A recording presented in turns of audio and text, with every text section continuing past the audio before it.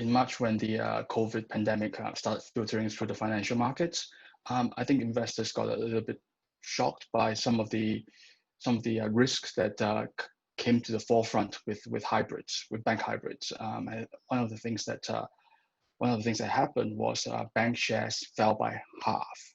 And you would usually think that bank hybrids, being a fixed income type of instrument, wouldn't fall by as much. But I think investors were probably shocked to see that hybrids fell by 20 or 25% as well. And that's something that you would not imagine. Why did this happen? And there were kind of two reasons for that.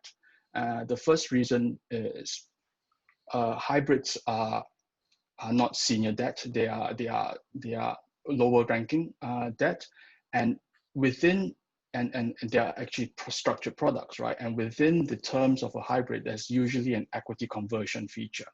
Now, this equity conversion feature is usually, in most such scenarios, very, very unlikely to be triggered. It would require, for example, this bank shares to fall by more than 80% before the bank can choose to redeem your hybrids with their shares. They'll pay you back in shares instead of paying you back in cash, right?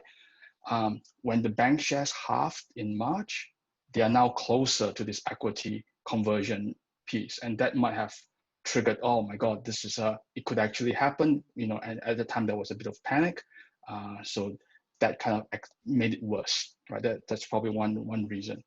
The second reason is hybrids are listed on the stock market, and the stock market do have a market clearing function. So if there are more sellers than buyers, then obviously the price has to adjust down to make the transactions clear. And that's what happened. There were a lot more sellers. People wanted to get out of these instruments, maybe because of the equity conversion features, maybe because it's a lower ranking debt. Whatever the reasons was, the hybrids went down. So if you're a hybrid investor and you were looking at the markets carefully in March, you might have been kind of shocked, and you might have wondered, why did hybrids fall the way they did in March?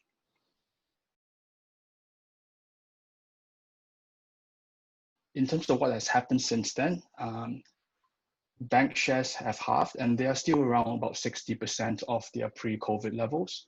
But hybrids have come back up. They've come back up to about par, and even though the yield is now lower because benchmark rates are much lower, zero, almost negative, possibly negative. The value of the listed hybrids have come up to about close to par, right? So there's probably a little bit of a window for investors to reconsider whether a bank hybrid is a suitable instrument for them. It's a time to think about whether the yield is what they're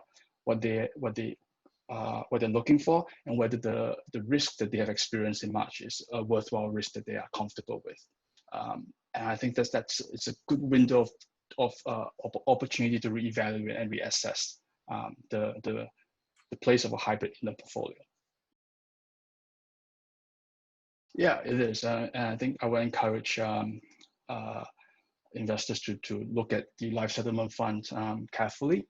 You could compare it against hybrids. And this is a question that I get asked quite often. I'm always asked to compare life settlements to other type of more popular fixed income instruments or other trading strategies.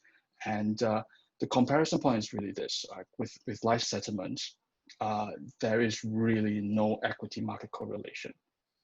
With hybrids, you have that equity market correlation because of its equity conversion features, and because it's listed on the stock market, right? And so with that main comparison point, you're with life settlements, you are investing in something that doesn't have anything to do with the stock market at all. It has to do with the insured person and the insurance policy, right?